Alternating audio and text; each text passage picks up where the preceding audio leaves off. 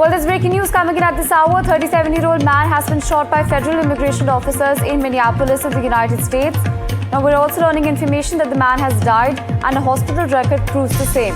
This is important information that we're tracking at this hour. Federal immigration officer shot and killed a man on Saturday in Minneapolis, drawing hundreds of protesters onto the frigid streets and ratcheting up tensions in a city already shaken by another fatal shooting. Remember that the fatal shooting took place weeks earlier. Now, family members identified the man who was killed as Alex Petty, a 37-year-old intensive care unit nurse who had protested against the U.S. President Donald Trump's immigration crackdown in his city. Well, after the shooting, an angry crowd gathered and protesters clashed with the federal immigration officers who wielded batons and deployed flashbangs. They keep pushing people, you know?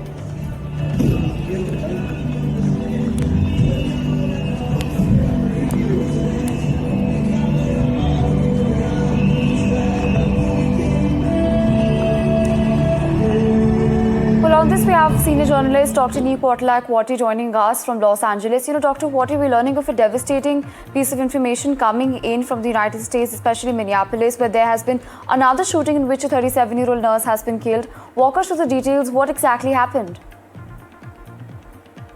Well, this is an escalation of force that we're seeing by law enforcement. As you mentioned earlier, Renee Good was shot and killed by an ICE agent not even a week and a half ago. And here we are, yet again, another 37-year-old has been shot and killed. You rightfully identified them as an ICU nurse.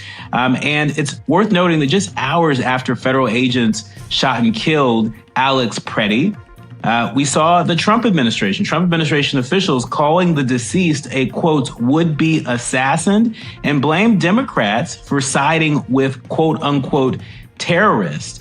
Typically, in situations like this, we see leadership from the White House that brings down the temperature, that tries to lower the temperature, that tries to get folks to calm down. And the immediate response that we're seeing feels more like an escalation. It also shouldn't be lost on your viewers that all of this is happening in Minneapolis, where almost 6 years ago, the world watched as George Floyd was killed by local law enforcement that became judge, jury, and executioner. And that's why you have members of Congress like Representative Ayanna Pressley and Senator Ed Markey of Massachusetts that have introduced legislation in the Congress to abolish qualified immunity for law enforcement. That is the protective legal shield, the legal doctrine that prevents folks from being able to sue the federal government and law enforcement when they violate people's civil rights. Right, absolutely, Dr. Kwati. We're actually going to play up that video for the benefit of our viewers once again. If you could just play out that video to show what exactly happened at the scene.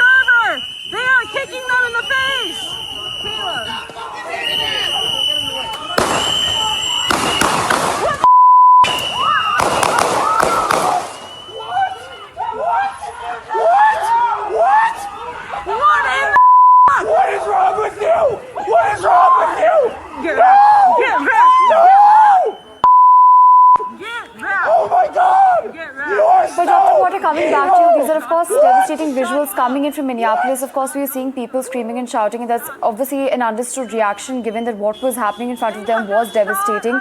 And this comes shortly after a 5-year-old was detained recently by the ICE. How exactly is the average American perceiving this? The average American today is disturbed by this. They're disturbed by seeing federal law enforcement officials in an American city seemingly acting with impunity.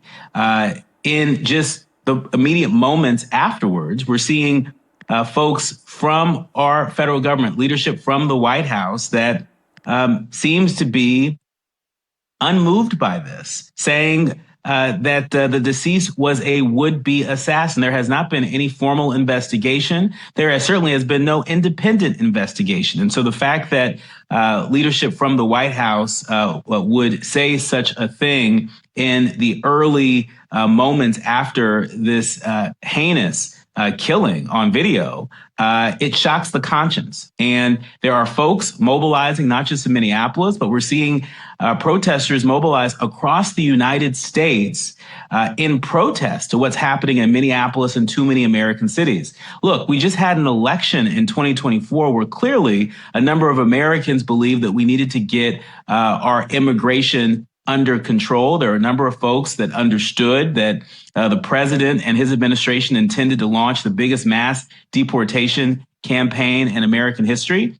But there is a right way to do it and a wrong way to do it. I think too many people of conscience out there are setting their sights on video like this. And their big takeaway is there's got to be a better way. This is not the way to do it. Right, absolutely, Dr. Quarter. You rightly mentioned that immigration, of course, was something on the US President Donald Trump's cards when he came to power in 2024. But definitely this was not the approach to go with about it, and that's something that all of us can build consensus on. Thank you so much, Dr. Quarter, for joining us and sharing those pieces of information for us. This federal occupation of Minnesota long ago stopped being a matter of immigration enforcement. It's a campaign of organized brutality against the people of our state. And today that campaign claimed another life. I've seen the videos from several angles, and it's sickening. But I have a strong statement here for our federal government. Minnesota's justice system will have the last word on this. It must have the last word. As I told the White House in no uncertain terms this morning, the federal government cannot be trusted to lead this investigation. The state will handle it, period. Donald Trump, I call on you once again. Remove this force from Minnesota. They are sowing chaos and violence. We've seen deadly violence from federal agents again and again and again. Our message is really clear and straightforward. We need ICE out of Minnesota. They are not making us more safe. As the tragic killing this morning, as people saw it viscerally on that video, shows us they are making us less safe.